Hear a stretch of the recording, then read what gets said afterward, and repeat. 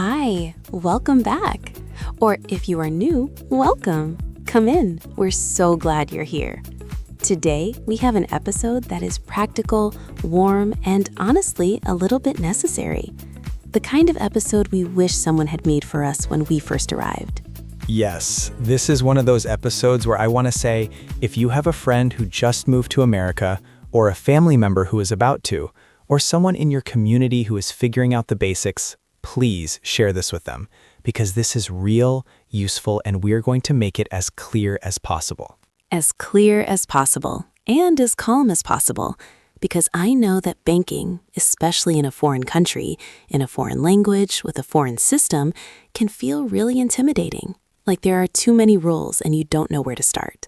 And on top of that, if you've had any bad experiences with banks before, in your home country or here, you might feel a little guarded, a little distrustful, and that's okay. That's valid. We are going to walk through everything step by step, and by the end of this episode, you will feel so much more ready. So much more ready. Okay, before we begin, as always, let's do our little check-in. How are you doing today? Answer in a full sentence. Something like, I feel nervous today because I need to open a bank account and I don't know where to start. Or, I feel hopeful today because I found this podcast and it seems like it might actually help. And here is today's comment challenge. Write this in the comments. I'm your name from your country, and today I feel emotion because reason. We read every single one, always. Now, let's go. Today's episode is how to open a bank account in the USA as an immigrant. And I want to tell you something important up front. This is possible, even if you just arrived, even if you don't have a social security number yet, even if your English is basic. It is possible, and we are going to show you exactly how. We are going to cover everything. Why a bank account matters, what documents you need, what types of accounts exist, what the banker might say to you, and how to respond, what to watch out for, and some real phrases you can use on the day you walk into that bank. Real phrases. We're giving you a script today, basically. So if you want, grab a pen or open your notes app, because some of this is worth writing down. This episode is B1 level. Natural, clear, conversational. If you're a beginner, don't worry. We explain everything as we go. If you're more advanced, we hope this is genuinely useful content that applies to your real life right now. And if you've already opened a bank account, great. Stay with us, because there's vocabulary and there are tips here that might help you understand your account better or help a friend who hasn't opened one yet. Okay, let's start with the big question. So why does a bank account matter so much? Some people arrive in America and think, I'll just use cash. Cash is simple, cash is universal, cash works everywhere. And cash does work many places, but in America, much more than in many other countries, life runs on banking. And without a bank account, so many basic things become difficult or expensive. Let me give you some examples. Getting paid. Most American employers pay their workers by direct deposit, meaning the money goes straight into your bank account. No bank account, no direct deposit. Some employers will give you a paper check instead, but cashing a check without a bank account costs money, sometimes a lot of money. Renting an apartment. Most landlords require you to pay rent by check or bank transfer, not cash. Some will accept cash, but many won't, and those who do might not be the most trustworthy landlords. Paying bills. Electricity, gas, internet, phone, almost all of these are set up for automatic payment from a bank account. Paying them another way takes more time and more effort. Building credit. We talked about this in our Immigrant story episode. Your credit score is hugely important in America, and one of the best ways to start building credit is to have a bank account, and then eventually a bank-issued credit card that you use responsibly. And simply, safety. Carrying large amounts of cash is risky. A bank account keeps your money protected. In the US, bank deposits are insured by the government, up to $250,000, through something called FDIC insurance. So if your bank fails, your money is protected. FDIC stands for Federal Deposit Insurance Corporation. It's a government agency that protects depositors, meaning people who put money in the bank. My savings are FDIC insured. It's one of the reasons banking in the US is generally very safe. So a bank account is not just convenient. It's a foundation. It's one of the first building blocks of financial life in America. Okay, now the question that worries a lot of people. What do you actually need to bring to open a bank account? And the good news is, it's less than you might think. The exact requirements vary a little by bank, but in general, here is what most banks ask for. Let's go through them one by one. First, a government-issued photo ID. This is the most important document.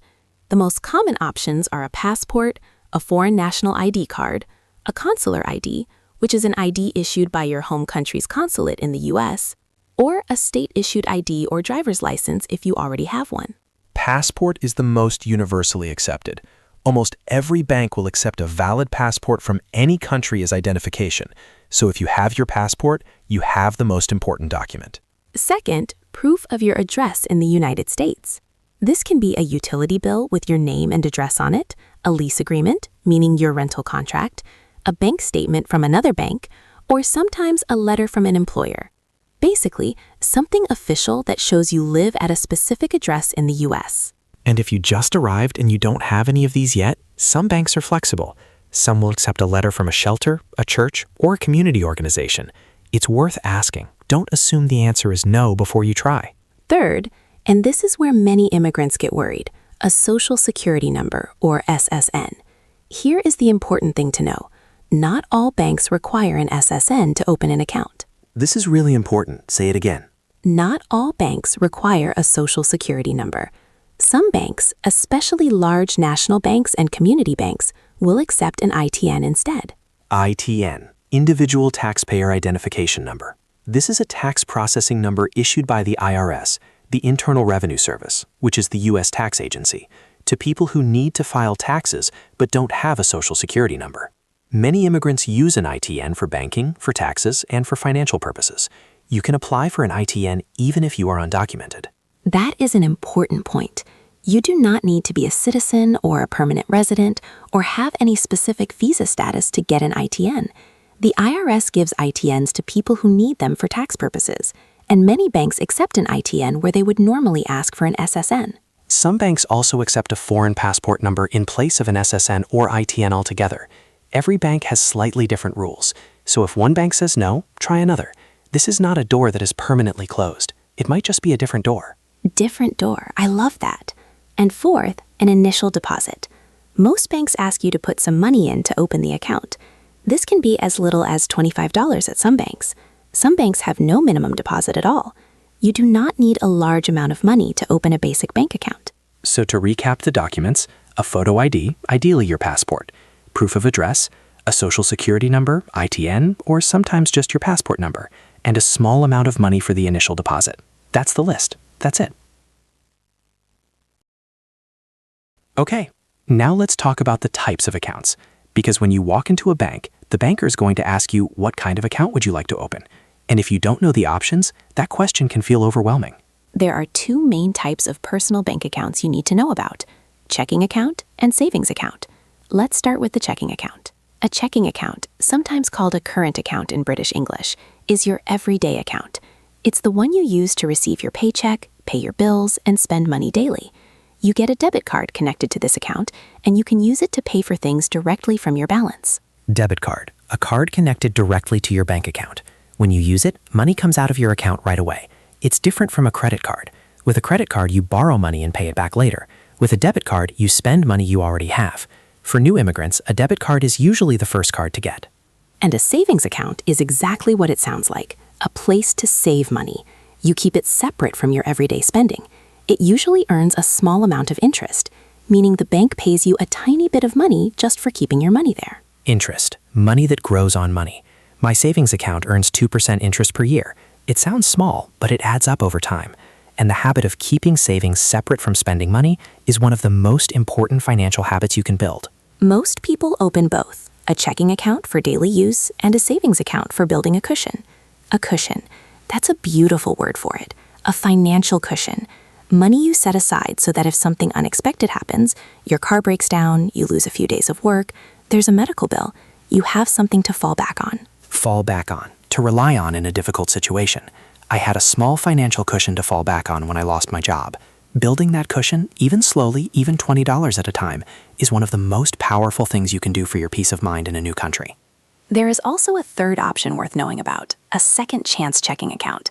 This is a special type of account for people who have had banking problems in the past. Maybe they bounced checks or had a negative balance. Regular banks might reject them, but second chance accounts give people the opportunity to start fresh. Bounced check. When you write a check but don't have enough money in your account to cover it, the check bounces, it fails. It can result in fees and a negative mark on your banking history. If this has happened to you before, look specifically for second chance accounts. Some credit unions and community banks offer them. Okay, which bank should you choose? There are so many options in America. Big national banks, small community banks, credit unions, online banks. How do you decide? Let's break it down.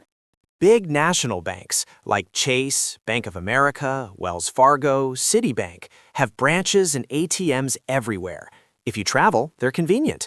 They have good apps and technology, but they sometimes have higher fees and can feel very corporate, meaning impersonal, large, bureaucratic. Community banks, smaller banks that serve a specific local area. They often have lower fees and more personal service. The banker actually talks to you. They know their customers. If you live in a smaller city or town, a community bank can be a wonderful option. Credit unions. These are non-profit financial institutions.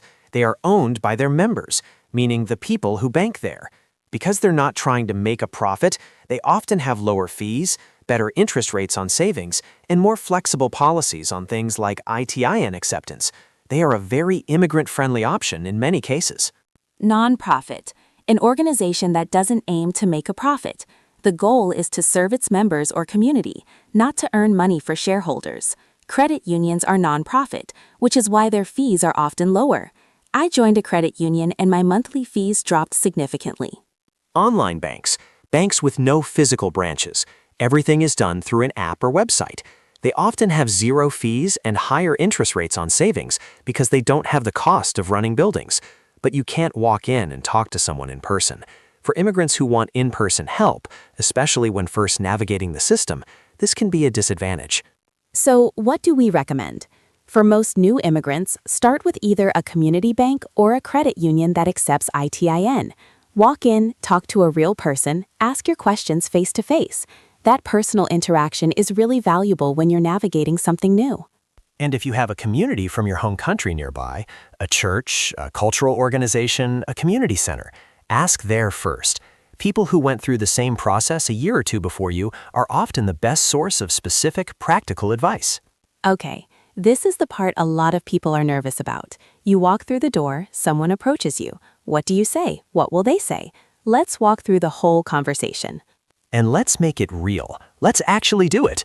Speaker 1, you're the bank representative. I'm the immigrant opening my first account. Perfect. Ready? Ready.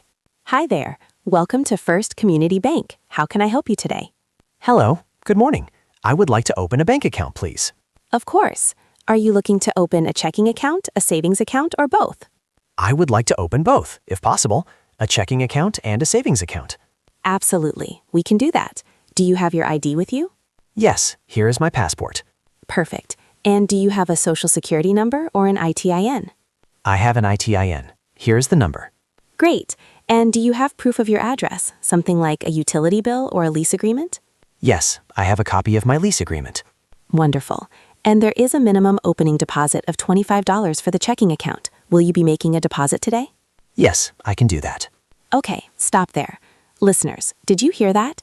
That whole conversation used simple, clear sentences. No complicated grammar, no fancy vocabulary. Just, I would like to open, here is my, yes I have, I can do that. You can do this. And let's add a few more phrases for situations that might come up. If you don't understand something the banker says, I'm sorry, could you explain that again more slowly? English is my second language. They will say, no problem, absolutely, of course. If you want to ask about fees, are there any monthly fees for this account? Or is there a minimum balance I need to maintain? Minimum balance means the lowest amount of money you must keep in the account to avoid a fee.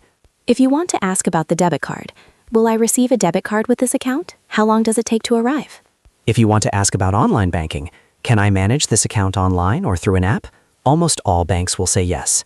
And if you feel nervous or confused at any point, it is completely okay to say, I'm sorry, I need a moment to think about this. Or could you write that down for me, please? Asking for things in writing is smart. It helps you review later when you're calm and comfortable.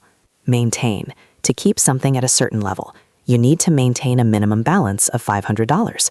It's a useful bank word. I maintained a good balance all year. Know this word. Let's talk about fees. because this is where banks can sometimes surprise you in unpleasant ways. And being aware of fees before you open your account saves you real money. A fee is a charge, money the bank takes from your account for a service or for not meeting certain conditions. There are several common fees to know about. Monthly maintenance fee. Some accounts charge you a small amount every month just for having the account. It can be $5, $10, even $15. Look for accounts with no monthly fee, or find out how to waive it, meaning how to avoid paying it. Often you can waive the fee by keeping a minimum balance, or by having your paycheck deposited directly. Waive. To officially choose not to apply a rule or charge. The fee was waived because I set up direct deposit. Can you waive the fee? Is a phrase worth knowing. Sometimes just asking gets the fee removed. Overdraft fee. This is the painful one. An overdraft happens when you spend more money than you have in your account. The bank pays the transaction, but then charges you a fee, sometimes $35 or more, for going below zero. $35 for spending $1 too many? It sounds extreme, but it is very real. The best way to avoid overdraft fees is to always know your balance. Check your account app regularly, and consider opting out of overdraft protection, which sounds helpful, but actually means the bank will let you overspend and charge you for it. If you opt out, the transaction simply declines when you have no money, which is less embarrassing than a fee. Opt out. To choose not to participate in something. I opted out of overdraft coverage. You can opt out by calling the bank or going online. This is an active choice you can make. Make it. ATM fee. If you use an ATM machine that doesn't belong to your bank, they charge you a fee, usually $2 to $3 per transaction. Not huge, but it adds up. Use your bank's own ATMs whenever possible. Most bank apps have an ATM locator. Wire transfer fee. If you want to send money internationally, back home to your family, for example, banks often charge a wire transfer fee. This can be $15 to $50 per transfer. For regular international transfers, services like Wise, Remitly, or Western Union are often much cheaper. But knowing that your bank offers this option is still useful for emergencies. Wire transfer. An electronic transfer of money from one bank account to another, often internationally. I sent a wire transfer to my mother in Brazil. It's reliable, but can be expensive through a traditional bank. You opened your account. Congratulations. Seriously, that is a real milestone. Now what? Now you set it up properly. A few important steps. 1. Download the bank's mobile app. Almost every American bank has one. You can check your balance, transfer money between your checking and savings, pay bills, deposit checks by taking a photo, and see your transaction history. The app is your friend. Use it often. 2. Set up direct deposit with your employer. When you start a job, your HR department, Human Resources, will ask for your banking information to set up direct deposit. You'll need your bank's routing number and your account number.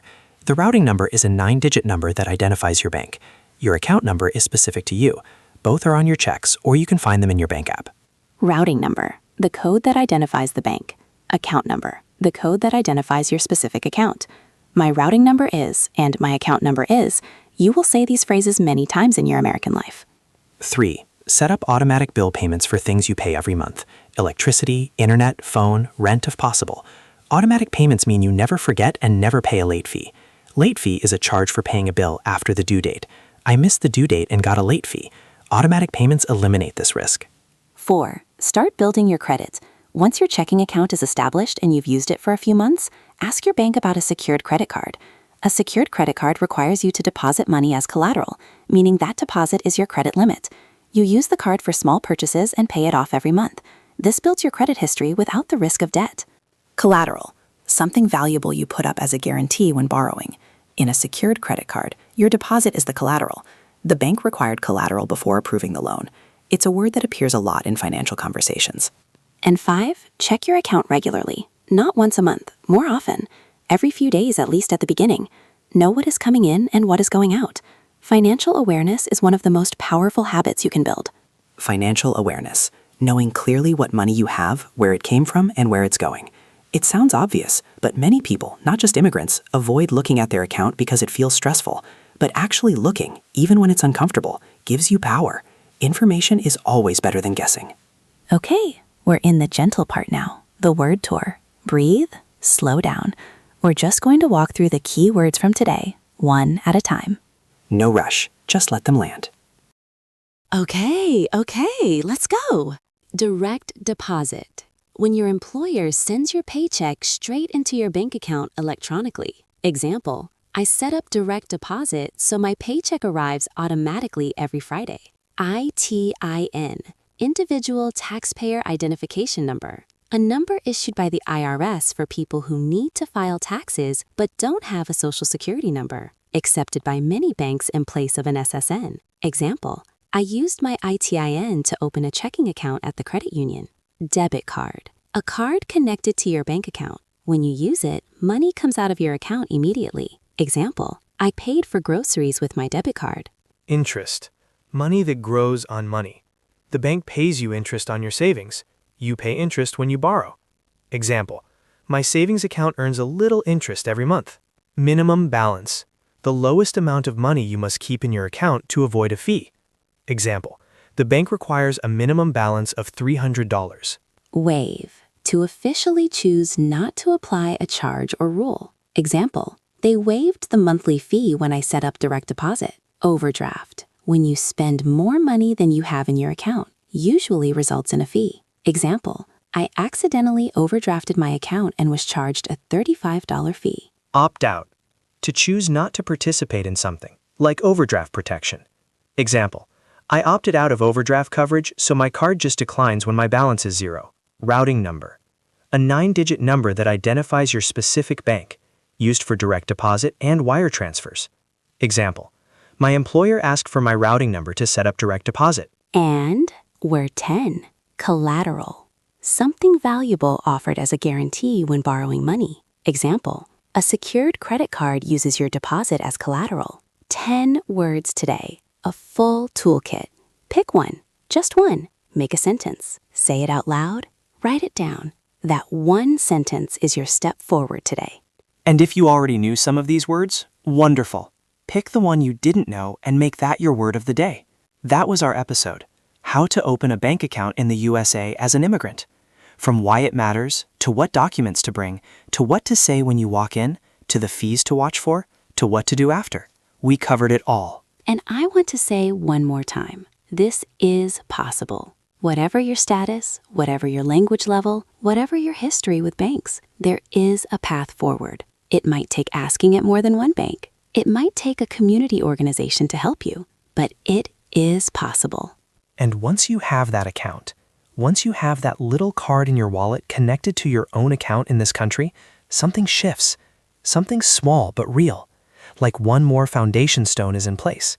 Like you are a little more here than you were before. A little more here. I love that. Yes, that's exactly what it feels like. You are part of this cozy club.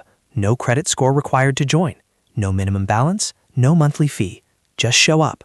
We'll always be here. One small step at a time. Maybe today's step is listening to this episode. Maybe it's writing down the documents you need. Maybe it's Googling the nearest credit union. Maybe it's walking into that bank tomorrow morning. All of those steps count. All of them. Don't forget your comment. I'm blank from blank, and today I feel blank because blank. Like this episode, subscribe, and share it with one person who is trying to figure out the financial system in America. Just one. You might change their whole week. You really might. Okay, until next time, this is Speaker 1. And Speaker 2. And you are always, always welcome here. Go open that account. We believe in you.